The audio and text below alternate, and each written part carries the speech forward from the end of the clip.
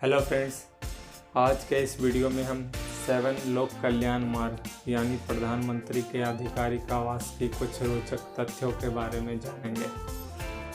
आज़ादी के बाद देश के प्रथम प्रधानमंत्री श्री जवाहरलाल नेहरू जी ने अंग्रेजी सेना के तत्कालीन कमांडर इन चीफ के बंगले को अपना आवास बनाया। उनके देहांत के बाद 3 मूर्ति भवन को नेहरू म्यूजियम बना दिया गया। उसके बाद श्री लाल बहादुर शास्त्री जी ने 10 जनपद को अपना आवास बनाया, जिसे बाद में कांग्रेस पार्टी को आवंटित कर दिया गया, जिसमें अभी कांग्रेस पार्टी की अंतरिम अध्यक्ष श्रीमती सोनिया गांधी जी रहती हैं। उसके बाद के पीएम एमपी के रूप में जो बंगला आवंटित किया जाता था उसमें रहते थे। 7 रेस कोर्स रोड में रहने वाले सर्वप्रथम प्रधानमंत्री श्री राजीव गांधी जी थे, जिसे वर्ष 1990 में भारत सरकार ने अधिसूचना के बाद प्रधानमंत्री का आधिकारिक आवास बना दिया। वर्तमान में श्री नरेंद्र मोदी जी इस बंगले में रहते हैं। लुटियंस दिल्ली के 12 एकड़ में फैली इस बंगले का डिज़ाइन एडवर्ड लुटियंस के टीम में रहे रॉबर्ट टॉर रसल ने बनाया था। यह एक बंगला नहीं बल्कि 5 बंगलों का एक समूह है। पीएम आवास में जो बंगले हैं उनकी संख्या क्रमशः 1, 3, 5, 7 और 9 है।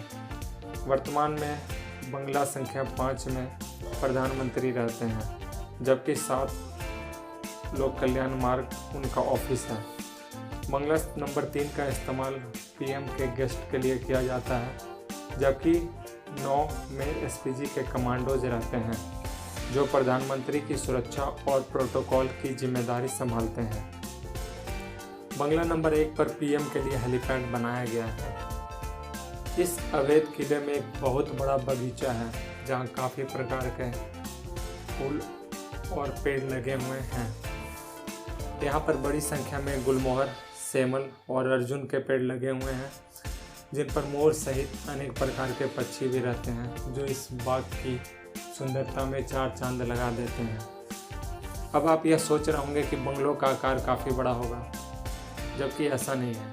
इन बंगलों में केवल 2 बेडरूम, 1 और अतिरिक्त रूम, 1 डाइनिंग रूम और 1 ड्राइंग रूम है, जिसमें एक साथ लगभग 30 लोग बैठ सकते हैं।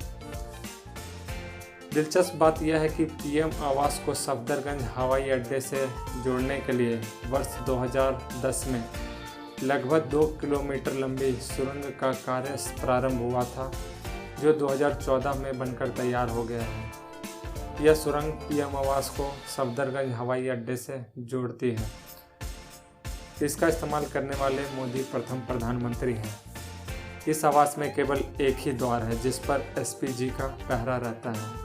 यदि कोई भी शख्स पीएम आवास जाता है तो उसे 9 लोक कल्याण मार्ग पर एंट्री मिलती है, अर्थात गेट पर एसपीजी के कमांडोज रहते हैं। उसके बाद पार्किंग एरिया है। इस पार्किंग के बाद किसी भी व्यक्ति को अपनी गाड़ी, पर्सनल व्हीकल ले जाने की अनुमति नहीं होती है, यहाँ तक कि कैबिनेट मिनिस्टर्स को भी नहीं। पीएम से मिलने के लिए पीएम से बस वही लोग मिल सकते हैं जिनका नाम एसपीजी के लिस्ट में होता है। पीएम के पर्सनल सेक्रेटरी एसपीजी को पहले ही उनसे मिलने वाले लोगों का नाम दे देते हैं। उसके बाद उनके पास उनका पहचान पत्र होना भी काफ़ी अनिवार्य है। यह रूल सब पर लागू होती है। पीएम आवास नो फ्लाइंग जोन है। इसके ऊपर विमान उड़ाने की सख्त मनाही है। सिक्योरिटी का अंदाज़ा इसी बात से लगाया जा सकता है कि सम्राट होटल के टॉप 4 फ्लोर्स सरकार ने ऑक्युपाई कर रखे हैं। इस बंगलों में अपना एक सब पावर स्टेशन है। इसके अलावा एम्स के डॉक्टर और नर्सेस 24 घंटे यहाँ ड्यूटी देते हैं। एक एम्बुलेंस हमेशा पीएम के काफिले में होती है।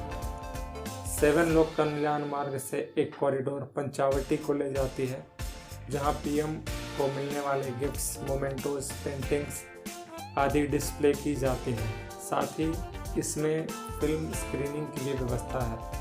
वर्ष 2006 में लगे रहो मुन्ना भाई की स्क्रीनिंग की व्यवस्था की गई थी। बाद में तारे ज़मीं पर और पिपली लाइव का भी प्रसारण किया गया था। पीएम आवास का कार्य सुचारू ढंग से चलाने के लिए काफ़ी संख्या में एम्प्लॉइज कार्यरत हैं, जिनका थॉरो सघन बैकग्राउंड चेक के बाद ही नियुक्ति की जाती है।